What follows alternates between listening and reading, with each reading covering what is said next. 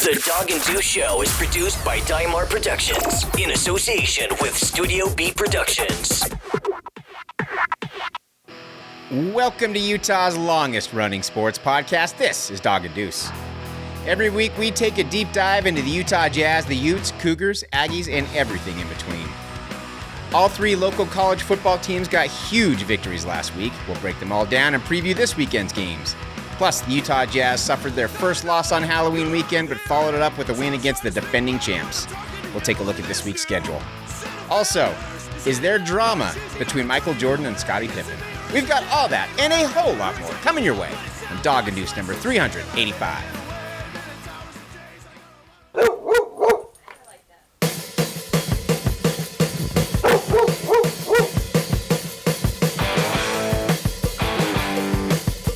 From Studio B in Salt Lake City, this is Dog and Deuce. Join the conversation at doganddeuce.com or send an email to doganddeuce@gmail.com. Thank you for this episode 385 of the Dog and Deuce Show. If you want to know more, and I sure hope you do, follow along with the show notes at doganddeuce.com. Watch the show all weekend long on your television sets, on K-Patter TV in the Salt Lake Valley, on Backcountry TV in Southern Utah, or online at youtube.com/ddonsports. And as always, you can listen wherever you get your favorite podcasts. We would love to hear from you. Send us an email to doganddeuce@gmail.com. I'm Dog. And I'm Deuce. This is episode 385. We're recording a little early this week, so we're not going to be previewing the NFL Week 9, but we will have all our picks online. I'll put them online at doganddeuce.com, so you can follow along if you want. But James, just know this, James is like I don't know what he did this year, but he is killing it with his NFL picks. James, what's going on, dude? Steroids, man. I knew. This is what they say. It's the clear and the cream. It worked. I knew Bonds, you know? There was some performance-enhancing drugs going on because this is just abnormal. This is like once in a decade, literally once in a decade thing, man. Like my performance-enhancing drug is coffee. Well, man, you're drinking a lot of it this year, then. So, and for those who aren't paying attention, usually every year I kind of dominate you in our football picks every year, and you're every single week you have either tied me or beat me by one. I don't think you beat me by more than one this year in any week, and now the lead is up to 5, and we're getting to the point. Like, we're not there yet. We're getting to the point where it could be insurmountable pretty soon. I mean, I'm feeling the pressure. I'm not going to lie. This is the problem. I'm gripping it tight, and this is where the disaster happens. It's crazy. Well, congratulations. Thank you. We still got a long season. We got a little over half the season left, so who knows what will happen, but it's getting pretty scary. But real quick, we're not getting paid. This isn't a sponsorship deal, but I am wearing our Jazz fans, not ours, a Jazz Fans Against Racism hoodie. This new merch that he's got out there, the dark mode, I don't know if you can see that. Dude, that is like, I love it. This is my style, man, is the dark mode one. So I just wanted to give him a quick shout out. Head over to, I think it's jazzfansagainstracism.com. Let me see. I got it right here. It's antiracistjazz.com. And like, dude, he's got tons of merch. So all the proceeds go to support the Utah Black History Museum, which is outstanding. And I was just wearing the hoodie. I just got it. And I thought, we need to plug him as much as we can because he's doing God's work over there, Blair. Yeah, that's looking sick. And I mean, my cart's so full. I always wonder if they see the cart on the other side and it's like $3,000. It's like, now I have to pare it down to 35. How do I get there? Well, every time I order something, I get something for Jess and I get something for my daughter. Like every time. Right. So it's like, I can't just get one thing and I have to space it out. I've like told myself I got to space it out because I'm just like dropping so much money on that store, but it's really good. It's for a good cause. So definitely check it out. Antiracistjazz.com. We'll have links over at doganddeuce.com. Okay. Let's see here. BYU, they won the Bronco Bowl. That Virginia defense sucks, by the way. It's awful. Utah State, they beat Hawaii, and I was wrong. I picked them to win, but I thought it'd be a close game, and I was way off on that one. And Utah getting a huge win the night before Halloween against UCLA. Let's start there, just because this has so many Pac-12 South implications here. And It definitely seems that they went to work on that red zone offense because, man, they look good. Thick boy turned into kick boy, and he's punting.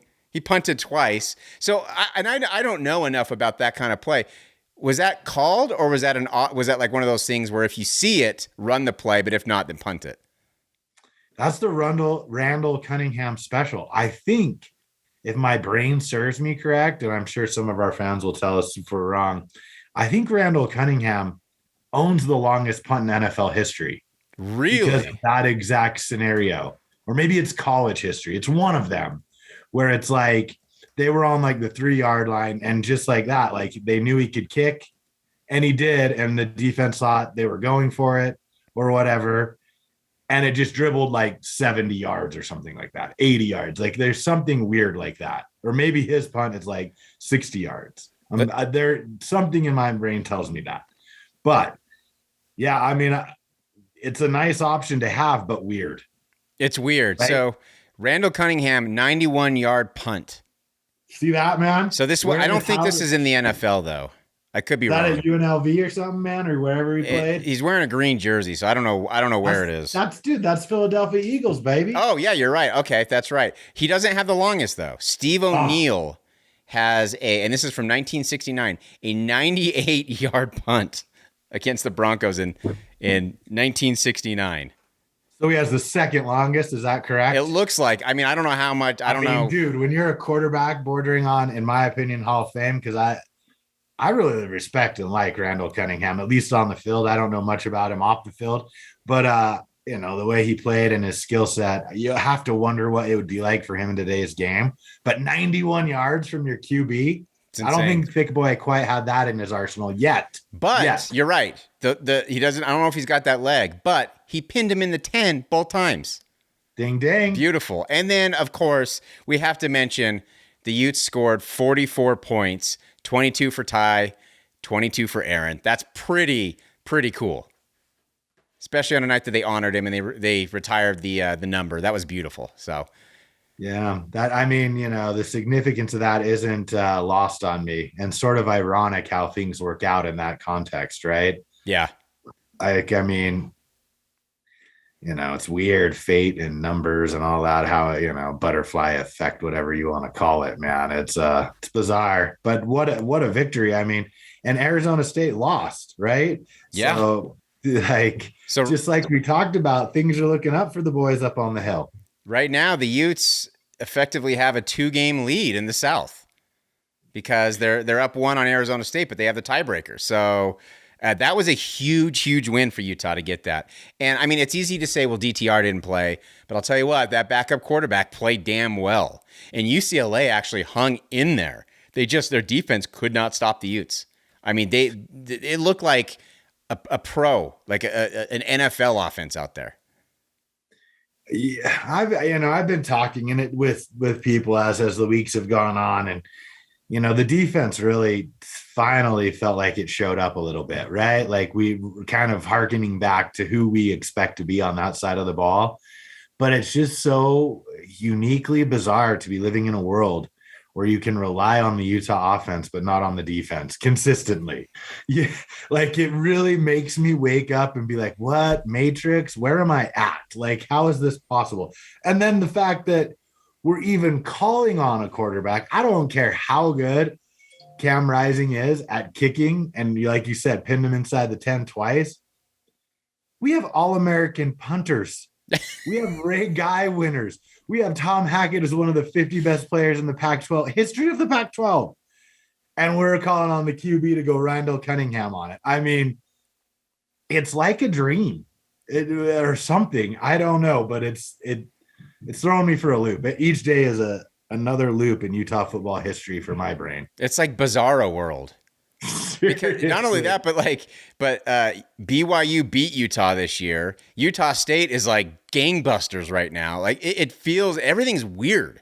It just feels weird. And then to see Kyle Whittingham yelling at Morgan Scalley on the sidelines, like yelling at him. It's kind of funny because usually it's the other way around. Usually it's him yelling at whatever offensive coordinator we have that year, and then and the next thing you know, It's a revolving door again. We got a new guy coming in next year because he can't handle Witt's rage, and now he's yelling at Morgan Scally. It's weird, man. It's crazy. But isn't it proof why we always wondered, like, why would the offensive coordinator want to be on the in the booth? Oh, he wants to see the field. It's like, no, he wants to be able to mute Witt when everything goes wrong. Exactly. Next week, Morgan's like, I'm headed up to the booth, man. I got to really see the safety play. Like, if that happens next week, it's just assured that's why all the OCs stayed on the on the sideline. Exactly. But it's fun to see all three teams win.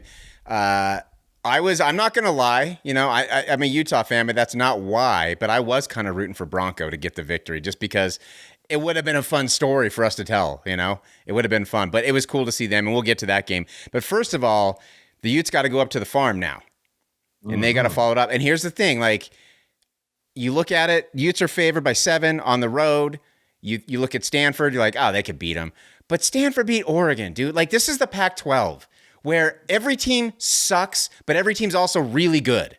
It doesn't make any sense. And that's why I am nervous for every single game that they have to play, because right now they need every single win in order to really solidify their Pac-12 South lead. They're going to drop at least one going forward. And I'm pretty sure it's Oregon, but I could see it happening this week just because that's what happens in the Pac-12. But let's break this down. What do you see going forward? Friday night game, so it's a little bit of a short week for the Utes. They played late on Saturday. What do you expect to happen on the farm? I mean, this has sort of been this way for, a couple years, at least last year and into this year.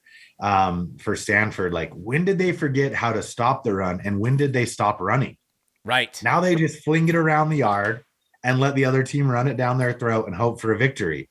And like you say, I mean, obviously, if you're a Ute fan, you can't dismiss, or a Ute player or a Ute coach, you can't dismiss Stanford because they beat the 6th or 7th best team in the country, undoubtedly, who went to Ohio State and got a W. Granted, it was early in the year, but still, going to the Horseshoe and winning is a big deal, right? Like, no matter what week it is, that's a hard place to play. So that the Utes need to show up, and show up in a big way. Very similar to what you saw from, I think, last Saturday, a few days ago, versus UCLA, where UCLA started out on fire. I mean, it's sort of a repeat. We thought, oh my gosh, they're beating Ed Odron, essentially assured that Ed Odron will not coach in Baton Rouge this year. Yep. Right? After he called their uniform sissy and then lost to him. You can't do that if you're from Louisiana. Newsflash. That's not how it works down there. Nope. So they've got one coach fired, UCLA did, and Stanford and David Shaw, it's like a complete reversal with a young quarterback who is able to throw it. Man, the pressure needs to be there. We need to see the guys up front, including Devin Lloyd and Nephi Sewell, if he's available, to get heavy pressure. Because for all the good that we've seen out of the defensive backfield, I worry, and like I texted you last night in the Chiefs game, that they're going to start giving up a couple big plays a game. And if the offense sputters, that leaves us in no man's land, and a loss very possible. It is. I mean, I don't want to be alarmist, but I'll be a broken record. It's the Pac-12. Anything can happen, and it usually does. I am very encouraged by the offensive line play, though. They looked really good. I mean, and Tavion Thomas was outstanding, but also give the O-line some credit, because they opened up holes for him that I could have run through.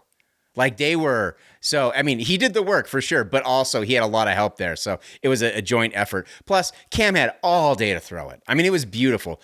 Got to get those snaps under control, though. That's a little concerning. Even so, Nick Ford took some, I can't remember which award it was, but some weekly award this week. So even with the bad snaps. Yeah, I mean, and look, I guess Brian Brown's appreciative. I'm appreciative that you're pointing that out. Like, that's really, and we've talked about it many times, where it begins and ends on both sides of the ball. If the men up front aren't getting the job done, your chance for success goes down based on their level of inefficiency or ineffectiveness, right? Right. And over last week, you clearly saw a Utah team that, look, they got a break, even though the backup played well for UCLA. I think not having DTR there really was substantially impacted UCLA's chances right? And I didn't know that. I don't know about you. That was sort of shock. I didn't know it till that morning. Right. And even then, I thought it might be a little gamesmanship. Same. I mean, Chip Kelly is nothing but a magician joker guy who would do something like that. And so I roll in from my 5th round of trick-or-treating running around the neighborhood. And I'm like, wait, what is going on? Did we hurt him? And so, they got a break there. You can't bank on breaks. You got to get pressure. Right. I have Utah winning, but man, like you said, the rest of the year, I'm going to be pretty nervous every Saturday as the hours lead up to kickoff. Well, also, I mean, how many times have we been through this as Utah fans? November rolls around. It's the November curse, because that's usually when the schedule toughens up. And I got to say, I haven't been listening to a lot of talk radio, but I did catch a very prominent person say he has no fear of November. And I almost, in my heart of hearts, almost tweeted him like, dude, you have assured another November collapse. I don't care if the schedule looks easy. It's a mindset, and we haven't been able to finish really all that often. More often than not, we collapse. Although, maybe recent history would be a little different than that. But even in 19, I feel like there was a stinker mixed in there, right? And it's not just that they lose, it's the manner in which they've lost in previous years that gives me pause for concern. It's not like it's like 17-14, last second 58-yard field goal by a kicker who is a walk-on brought off the bench. It's like 44-10. Yes. And we never had a shot. Right. And so everyone's raging for 3 hours, afterwards, and it just continues as the month goes on. Thanksgiving is my favorite holiday. Halloween is not. So let's not try to ruin it this year. Like, can we please just win every game in November, or at least everyone except for Oregon? And in a way, like, as long as we win 3 out of 4, I don't think you want to beat Oregon. I think you want them to save it for the championship game. It seems like it'd be hard to beat them twice in 3 weeks to me. That is true. But also, if you lose to Oregon, I mean, how loud is 2019 screaming in your ear? You can't beat Oregon. You can't beat Oregon. That's the thing going into that. Like, it's the thing that makes me feel a little bit better about November this year is that this year is just insane. Like, it's just so weird. Everything that we thought we knew that we could count on year in and year out with this Utah team is out the window. We beat USC on the road. We started off awful. Like, when's the last time we lost an out-of-conference game? And they lost 2 of them this year. It's been a minute, yeah. So, I mean, just everything. And then they put it together, and then now it's starting to win. So who knows what's going to happen? They lost to Oregon State, for crying out loud. That's a team you don't lose to very often, going back to even the Mountain West days with that miracle victory in 2008. So that's the only thing that makes me a little bit comforted. But it's November, man. And until that last game against Colorado, until that buzzer sounds, I'm still going to be nervous. But I got Utah winning this as well, but I think it'll be close. They're favored by 7, but I only got them winning by 5. I got them going 35-30. Wow. So you're seeing a defensive, I don't want to call it a collapse, but you're not buying what was being sold last Saturday. No, not yet. There's been too much inconsistency. And if Stanford decides to run, we saw what Oregon State did. You can apparently run all over this defense, which is not something I ever thought I'd say. Yeah, see, I think the defense has recognized, at least mentally, the efforts there. We don't want to be what the offense was to us. Can you imagine those guys just grinding their teeth? Like, people are talking about us, like the offense of letting them down, walls being smashed. God only knows. Like, I got Utah winning 41-17. 42-17. Wow. 25 points. And I'm going to say that there's a Britton Covey kick return in there as well. You know what? Also watch for a trick play. That's interesting because you're saying how nervous you are. Then it's like, they're going to blow them out. Because I think what will happen, like, I think it will be close for probably the first 18 to 20 minutes. And then I think they'll have worn down Stanford enough where the second half will be a couple INTs, maybe a pick six, a lot of turnovers in the second half. If they don't get turnovers, Stanford can and will make it extremely close. But I foresee some turnovers from the Utah defense, just like we saw last week. I mean, that tip and then follow through. I'm expecting to see more of that, especially if they're not worried about the run, which you really don't have to be right now versus Stanford. It's interesting because they wouldn't have got to 44, which again, 22 for Ty and 22 for Aaron without that safety, which was set up by Cam's punt. True. Beautiful. You know, it's my favorite play in all of football is a safety. It's complete and utter domination. It really, it's just the most demoralizing thing ever, because not only do you give up points, but then you have to kick the ball off.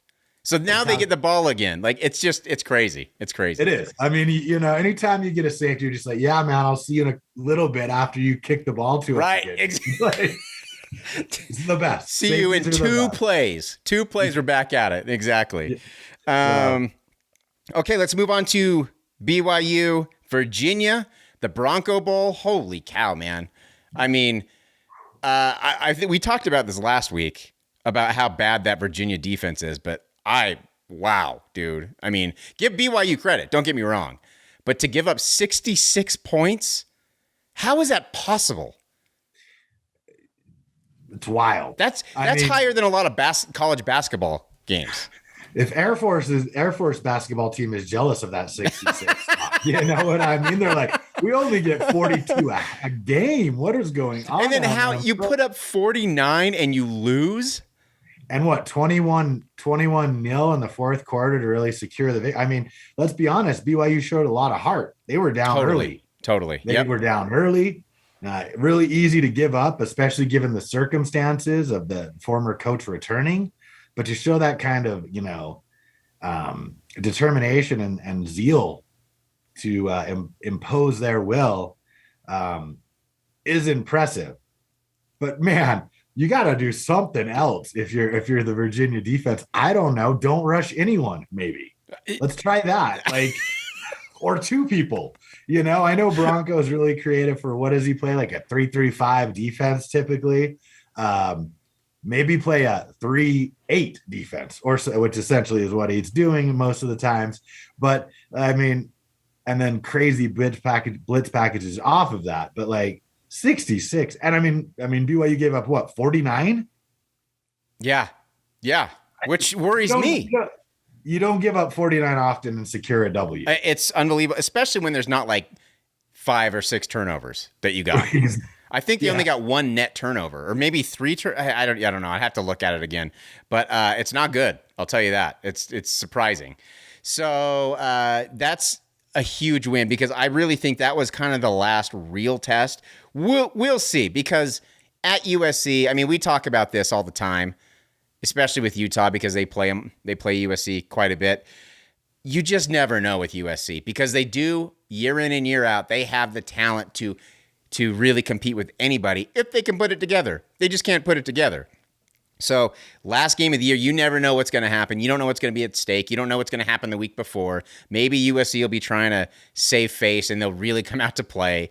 But talent-wise, they should stand with anybody, but the wheels have come off there. So I don't see it being a huge problem for BYU in a month, but you never know. But this was really the last real test I think BYU had.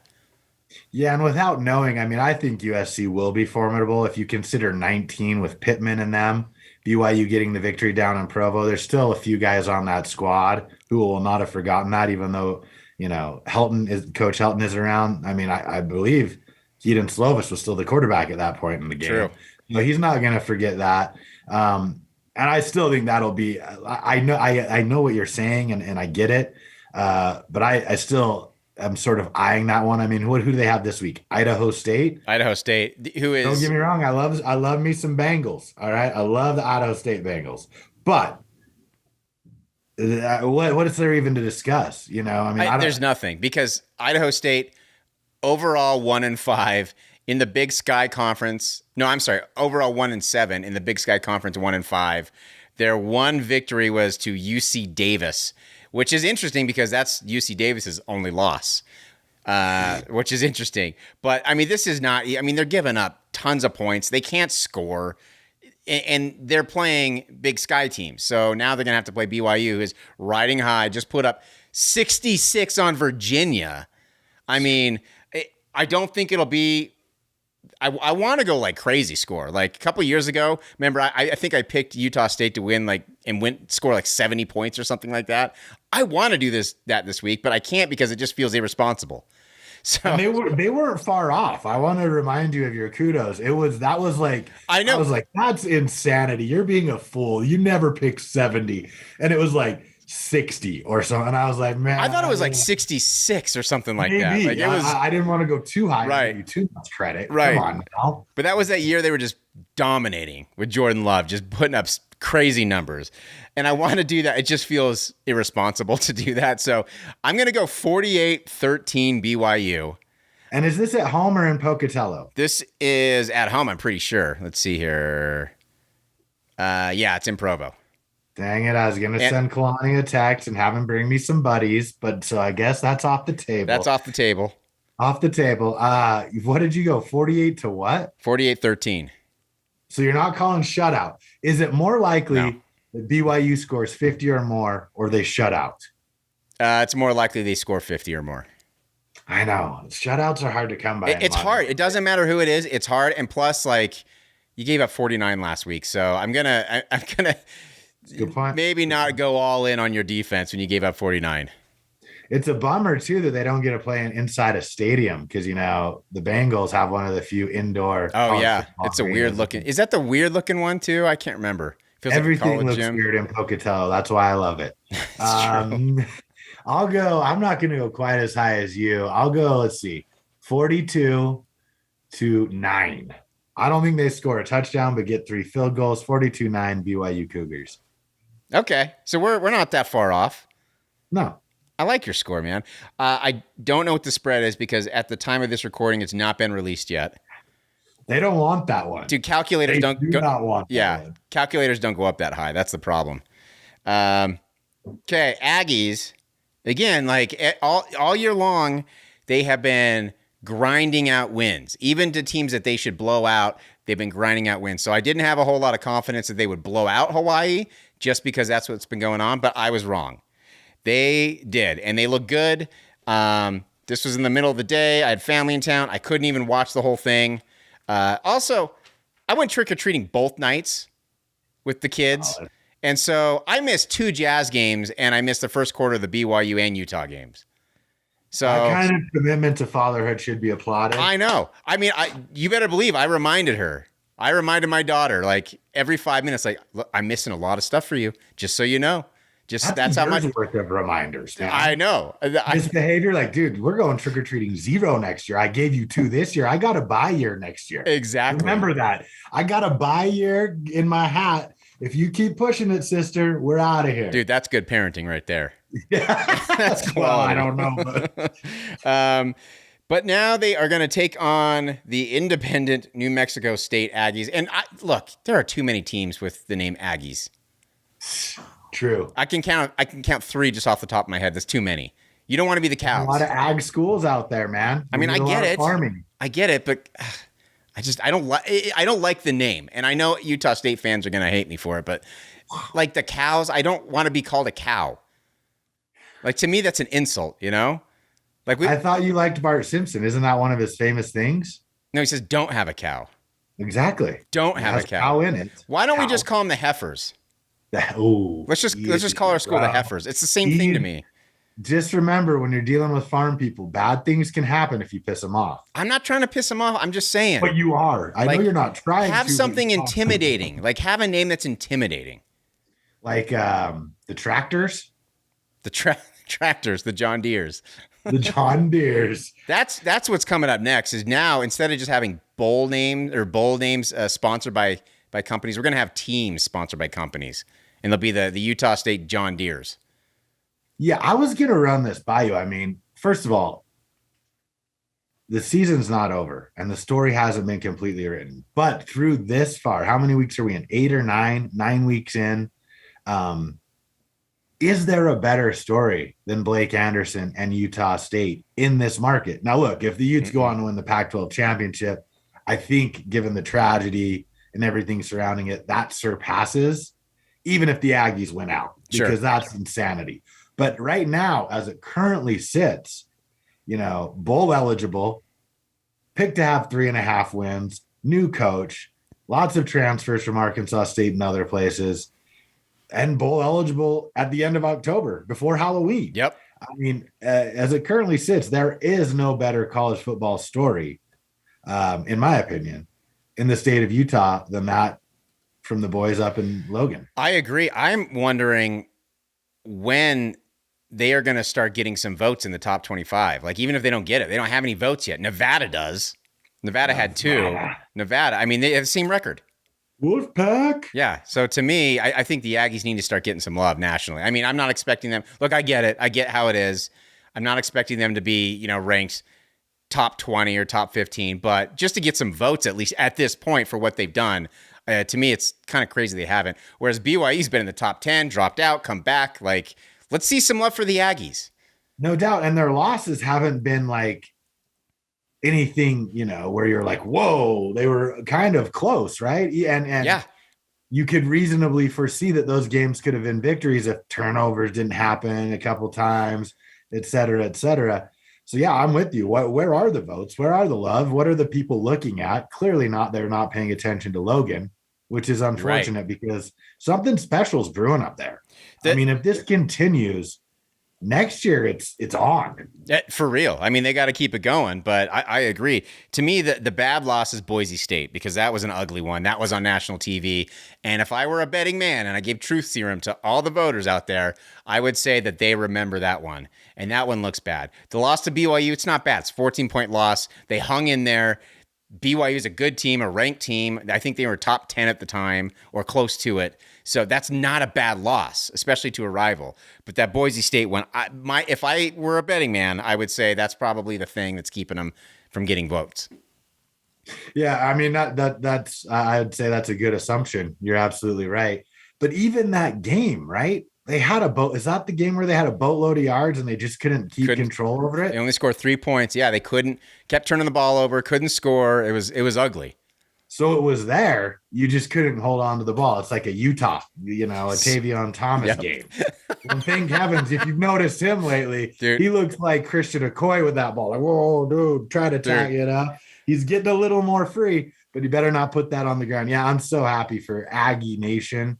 Blake Anderson, after all he's been through in his personal life, and the people of Logan. Let's hope they keep it rolling.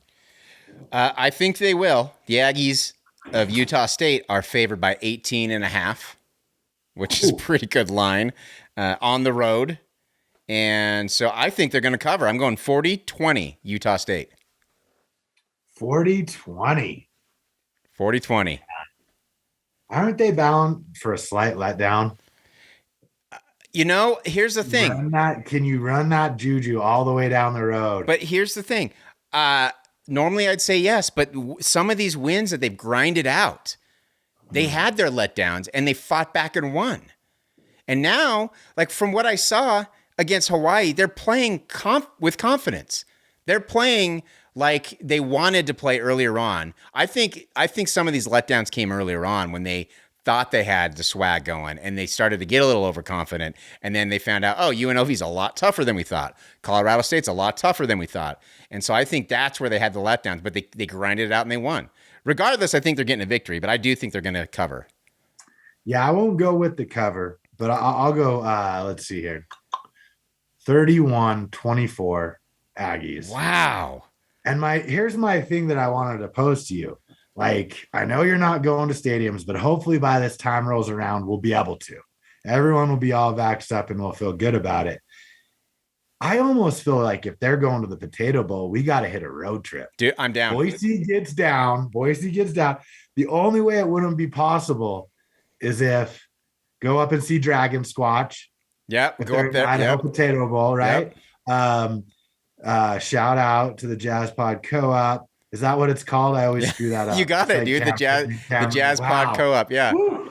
And things are falling into place for me today. Logan Cox, who's at Dragon Squatch, he's one of the hosts of Hitting the High Notes. Good friends of ours, along with Who and Jared. I mean, the only way it would be questionable is if the Utes, if it's because I know the Idaho Potato Bowl is played on a weird day, not a very good day as far as bowl games go. Is if the Utes are in a bowl game or it's over. I don't think it'll be on the Pac-12 championship because I think the Pac-12 championship is a month from today. Crazy. Oh, really? Relatively wow. Like within 35 days. Wow. Today. That's crazy. Let's see here. I bet you it's listed right here. It is December 3rd. So that is exactly 1 month from tomorrow as we record this. So probably 1 month from today if you're listening the day it's uploaded. Crazy. So, I mean, that's dude, I'm down. Put on my radar, man. I'm down. I've never traveled for a team that's not mine. So I'm down, dude. I will go represent Aggie Nation. For sure. And Aggie fans listening, if this occurs, find us. I'll wear your shirt of blue. I won't buy one because I might be disowned from my family. I mean, that's kind of, I can't do that, but I can receive one and wear it. And I'd gladly do that for you. What other rival would do that other than Utah fans? Do that for their rival? I mean, I don't think anyone other than us would do it. We got some pretty hardcore, but I would love to. Yeah. Especially if they're playing I would love it if it's a Boise State rematch. That'd be amazing. Just to see, because we know Utah State is better than what they showed. Because they actually showed pretty well. They just couldn't get the ball in the end zone. Right. But and they had on their home turf, because that'd be a home game, just to see Boise State Bronco fans cry. Few teams give me greater joy than to watch them, man, cry. As the kids say, I'm here for it. Yeah. Dude, that is mean. What has gotten into me? That's mean. Getting joy out of someone's tears. But it's Boise State, I mean, they're people technically, but kinda. We're doing a rebranding currently, and we don't even know it. It's like the show your mother doesn't want you to watch. That's what we are now called. Your mother doesn't want you to watch this show. Talking so much trash. Welcome in. Okay, I think that does it for college football. We still got to talk some Jazz basketball. I want to talk about the Scottie Pippen thing too, so we'll get to that before we have to go. But the Jazz, they lost a game against the Chicago Bulls. The Bulls are looking good, dude. All the way around. The Jazz, I almost said Ricky Rubio. The Jazz didn't have Mike Conley, not Ricky Rubio, and that obviously was a problem. But and I know Jazz, not just Jazz fans. I hate it when people just, Jazz fans are the worst because, we overreact to every loss. Every fan base does it, man. Every single fan base. So there's a lot of things you can criticize Jazz fans for. That's not one of them because that is with every single fan base. We overreact to losses. That's what we do. And so I know. I mean, check 76ers, Boston Celtics, LA worst. Lakers Twitter after a loss. The worst. It makes Jazz fans look mellow. For real. It does. Absolutely. But I know people were bummed after that loss, but they bounced back. They beat the Bucks. Now, let's be honest. They should have beat the Bucks because they were missing 3 of their starters. So that's a team you should win. Still, I know Giannis is damn good. And even watching him, he's one of those players where he's good, but until you're watching him, you kind of forget just how dominant he can be and everything that he can do. And he was I got to see the first half of that before I left to go trick-or-treating. And I was just floored by some of the stuff he was doing. And he's a special player. But you still should beat those guys just because they're missing their 3 starters. That's what a team who's contending for a title should do. You should take advantage of teams who are short-manned. And that's what the Jazz did. And so then they got that win. So you and I were right. They went, I think, 3-1. Since our last show, but we just mixed up which game they would win and lose. But I was happy with it, man. I'll take it. Yeah, absolutely. I mean, I still don't think the Jazz are playing the best they can. Agreed. Right? I mean, they're winning, which is, in some ways, that's more impressive because they're not playing, I don't think, at peak Jazz, or at least how I imagine peak Jazz, but the victories are still coming. And that's important, especially early in the year.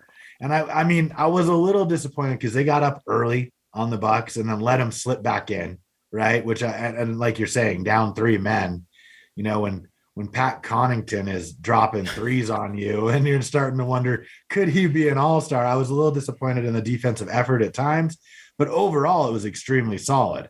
And And you're right, man. Giannis is just like, he's so freakishly gifted and unselfish. You can't help but watch him constantly. Right. I mean, I watched him more than I watched Donovan or Rudy, no matter which he was playing, offense or defense, just because his anticipation, his understanding of the nuances of the game, and then his freakish athleticism makes even just the most simple of movements seem extremely elegant. Right. I mean, and so I totally relate to where you're coming from on that. I mean, the one thing I do have to ask you, and it relates back to their only loss on, through last week, is I heard Kendrick Perkins say Zach LaVine is the best two guard in the NBA. Where do you come? I was like, that can't even be close to the truth. Kendrick Perkins, to me, it seems like he says a lot of things like a Skip Bayless type guy, where he's saying things just so he can get some reaction. And how ironic is that, given Kendrick Perkins' sort of outside perceived attitude when he was a player of like a guy who would just like, I mean, he had some issues when he left, especially after he left Boston and went to OKC. And then I can't remember where he went after that. He was bordering on kind of being, I don't want to call it a cancer, but a distraction. Right? Like, yeah. It wasn't like to the level of Ben Simmons, because he's not Ben Simmons, but when I heard that, I just started to try to think, like, name some two guards. Like, is he better than Donovan Mitchell? I'm going to say Donovan's a two guard. No. Right. I don't think so.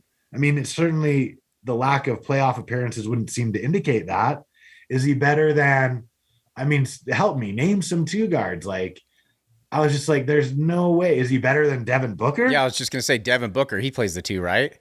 Yeah, I would think so, or a morph of it. Definitely not better than Devin Booker. Definitely not better than Donovan Mitchell. Yeah, so I was just like, wow, what an out. Look, he's balling out. I'm not saying he couldn't be at some point. He's on the rise. He can't shoot, though. He can't shoot. He can't shoot like you need to be. He can dunk, and he's fabulous at the rim. He may be the best two guard at the rim.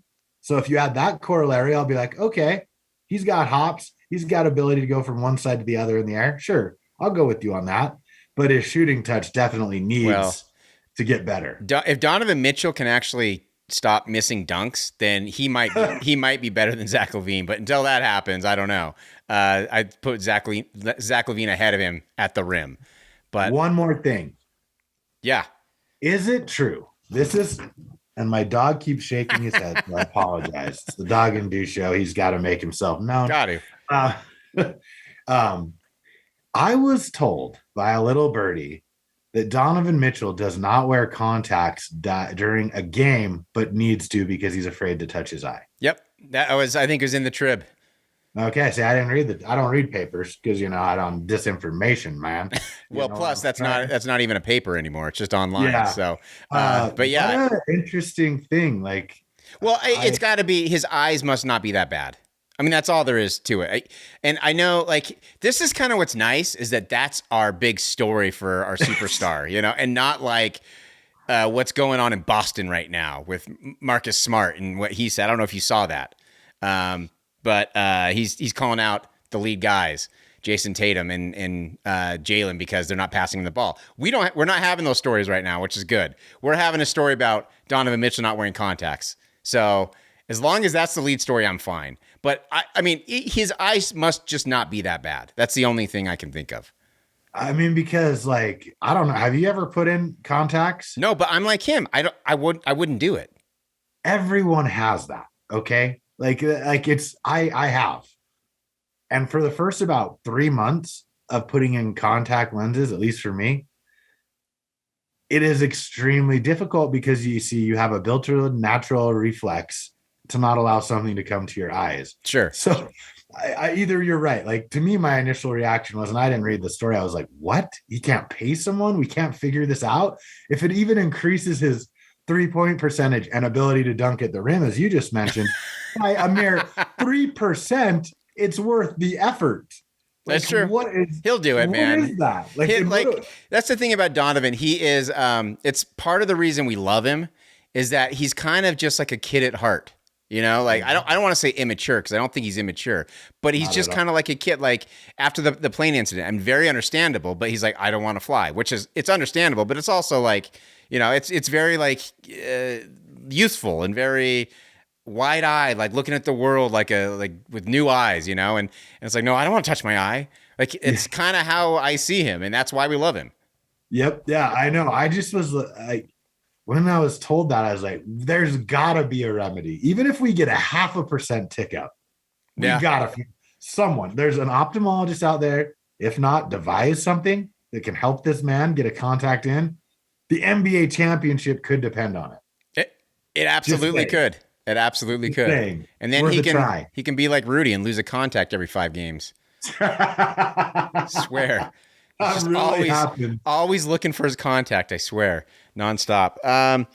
Let's real quick, because we only have 10 minutes left. Let's go through the next the schedule for the upcoming week until we record next. So we have at home tonight against the Kings. Jazz are favored by 9, I think. Kings are much improved, though, as we saw earlier in the year. I'm going Jazz. I'm going Kings. At home? Yeah, going Kings. You're going Kings. All right, man. I really like how the Kings are playing. I mean, it hurts me to say it because I don't really like the Kings. It's kind of the beginning of the end of the. Yeah, you know, I got a lot of bad feelings towards that. What was it, Arco Arena? I don't know if they still play there. Cowbells. Yeah, I don't like that. The cowbell. That was their thing. That's why you don't like cows. That's why you don't like Aggies. That's true, man. I'm not an agriculture guy. What can I say?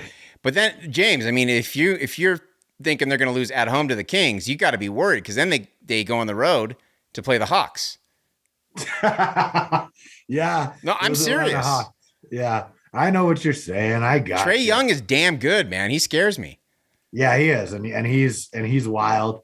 I mean, I sort of feel like, look, Donovan. We talked about it last week. He's still scoring the ball. He's a little inefficient, but one thing I will say, and you sort of saw it when I'm trying to think who he went up against. Caruso in that Chicago game. Yeah. Where Caruso was kind of giving it to him a little bit, right? And getting the better of him. And you could see Donovan sort of, you know, stiffened up his shoulders and stiff upper lip and said, I want to try to bring this one back for the Jazz. Unfortunately, it didn't happen. I'm interested to see if he doesn't start taking a more active role in defending the primary scorer, especially if it's a guard for some of these top players. Like, I want to see him take Trae Young.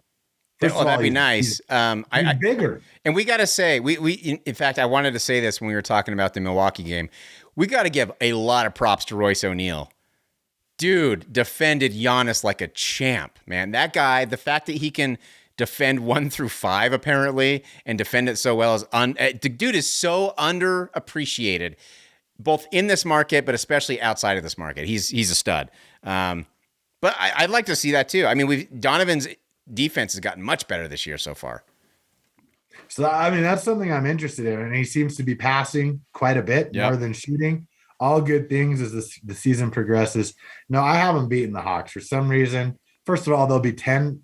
Atlanta notoriously. There'll probably be more Jazz fans than Hawk fans. Probably, but also they have Clint Capella, and we've talked time and again about how he kind of owns Rudy Gobert. I always forget about Clint Capella because man, he does always play well versus the Utah. Well, then, Jazz. dude, I'm still going Jazz though. You're going Jazz. I'm gonna go Jazz in that one, in a close one, in a tight one.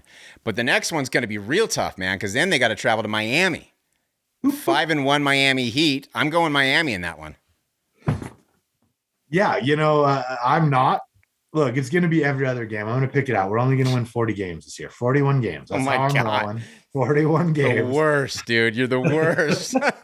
41 games. No, I think they'll bounce back. Is it back to back? When is it? Are any of these Thursday? The Miami and then Orlando are back to back. Okay. So I'll pick them to top Miami, and then, you know, probably Orlando too, even though it's back to back because it's Orlando. They better beat Orlando. So I think Conley's going to play in the Miami game and then sit for the Orlando game, and then they come home and they play the Hawks again, and I think they'll get that one. at home. Get those Hawks out of the way early in the year. That's good. That's a long road trip. Yeah, I'll take him at home versus the Hawks. I have a question for you, and I haven't heard it much yet, at least locally, and I don't even think we've discussed it. Definitely not on Twitter. Do you remember how annoyed every single person on the radio who had a podcast or was a Jazz fan was so infuriated with Greg Popovich for arresting Tim Duncan and all those people? And now suddenly, Mike Conley, we need to arrest him. And you don't hear any minute of outrage about paying to not see a star, yada, yada, yada. I just want to point out, Jazz fans, no more. No more. Can I trust your judgment if you're not going to? But here's consistent? The thing: there is I agree. No, I agree 100%. I'm not refuting what you're saying because I totally agree. There is a bit of a double standard, but also Mike Conley's not the draw of the Utah Jazz. That's Donovan Mitchell. So if they were doing that with Donovan Mitchell, I think that would be apples to apples. This isn't quite the same. But with that said, like I see what you're saying. Like, Kawhi Leonard sitting out half the games, it's annoying and people get upset. But again, like, I know why teams do it. I don't like it, but I know why teams do it. Well, and give it some time. First of all, with Donovan Mitchell, depending on where they are come February or March, that may occur. Or, heaven forbid it's self-imposed because he wants out of here. Let's not forget, Kawhi set the standard on that, not playing. True. So, I mean, that's easy, buddy. Don't. Well, he does it in LA. He does the same thing in LA. True. So, I mean, I just find it funny. Sure, Mike Conley's not the draw, but neither was Tony Parker, really. And he did that with him all the time. Point. And I love Tony Parker. It's just funny how much that chapped the media's hide and every Jazz fan. Like, and it did me too. And I find it kind of annoying, even with Mike Conley, although his hamstrings are serious enough that I get it. Right. It makes sense logically. Right.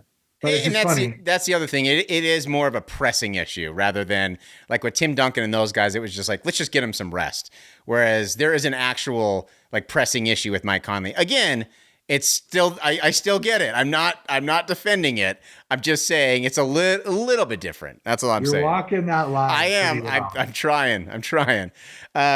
We only have 5 minutes left. I wanted to devote more time to this. Did you see? In GQ, there is an excerpt from Scottie Pippen's book that's going to be coming out soon. It's called Unguarded. Did you see it? No. I read it. And oh man. This dude comes across, like, I never again want to hear like this idea that, back in the day, you didn't have as many drama queens. There weren't as many, cancers in the locker room. So Scottie Pippen it is insufferable, and this is just like one excerpt from his book. And I read the whole thing. I'm not going to read the entire thing, but basically he calls out Michael Jordan, and he calls out the whole documentary series, The Last Dance. He says that Michael Jordan was just painted as the savior, and we didn't get our love. We didn't get our appreciation. Like, I really helped this team. I was very important to this team. It really just comes across as sour grapes. But he doesn't just stop there. He goes further, and he starts talking about John Paxson and how John Paxson, he's employed by the Bulls, and then they hired Scottie Pippen to do a couple little kind of token things, and Scottie's just pissed that he wasn't given a bigger role. He basically is like a spoiled child that's just like, give me something without working for it, without putting in the hours to get it. But there is one little passage I want to read from this book. So after the Last Dance came out, John Paxson sent him a text saying, "Hey man, you were done wrong in that thing. Like, you're better. You were a superstar," and just basically saying all this. And there's been bad blood between Paxson and Pippen. And here it is. He says, on May 22nd, 2020, the day after Paxson sent his text, the two of us spoke for a few minutes over the phone. He got right to the point. "Pip, I hated how things turned out when you came back to Chicago. The organization has always treated you poorly, and I want you to know that I think it's not right." I was glad to hear Paxson admit he was wrong. I had known forever. Wait, no, I'm sorry. Let me do that again. I was glad to hear Paxson admit a wrong that I had known forever, which didn't mean I was willing to forgive him.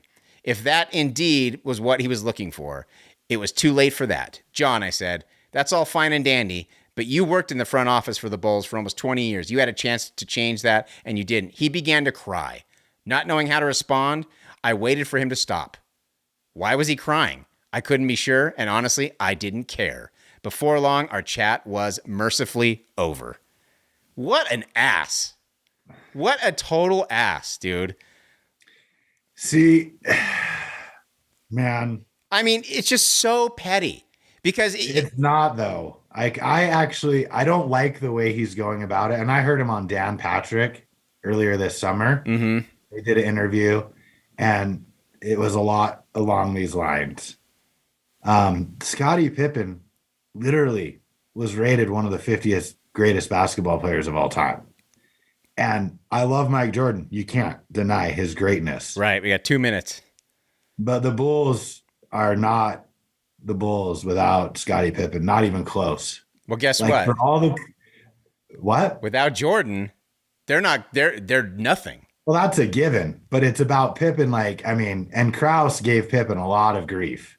And then Pippen didn't get the shot with Tony Kukoc. I mean, he was wronged by Phil Jackson and that organization. And to be perfectly honest, the greater NBA media in general. Like, he might be one of the best on-ball defenders I've ever seen. Yeah, he was great. The dude is 6'8", could jump out of the gym. He made Jordan's life so much easier by defending the most difficult player who were wings and guards at that time, shooting guards, every play, and defending him at a level that, few had done. But that doesn't mean that you can act like a spoiled little brat. Like, that's the thing that, man, when you're wrong like that. Here's the thing. What he's talking about, there's more context in this. They brought him back in 2010 to kind of sit on the bench and kind of mentor the young guys. And he was mad that he was just used. He kept saying that he was being exploited. Well, dude, you're not being exploited. Then they sent him out on a, and we got to go, crap. They sent him out on a scouting job.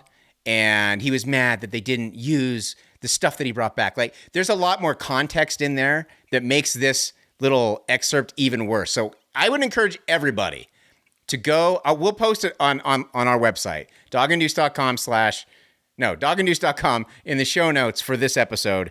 Go read the whole thing because they're in the context. James, you should read it because I'd be interested to know if you still think the same thing. After reading the whole thing. It probably won't change it. It probably won't. I hear you. It probably won't. But I want to know if you think that if you see a little bit more my side. That's all I'm saying. Oh, I do. From that interview, I hear where you're coming from. It's just, he was my favorite player on those teams. If I could have had one. Yeah. And I really think his, it's not greatly appreciated what he gave to those teams. I agree with that, but Michael Jordan, man. He is greatest. I know, but dude, I'm sorry that you were playing behind Michael Jordan, but he's the best. He's the best. All right, that's going to do it. Episode 385 of Dog and Deuce. We'll be back next week. Talk more Jazz basketball, Utah, BYU, and Utah State football as well. And we want to know what you think of the show and anything going on in the world of sports. So hit us up, doganddeuce@gmail.com. I'm Dog. And I'm Deuce. We'll talk to you next week. Thanks for making us a part of your day.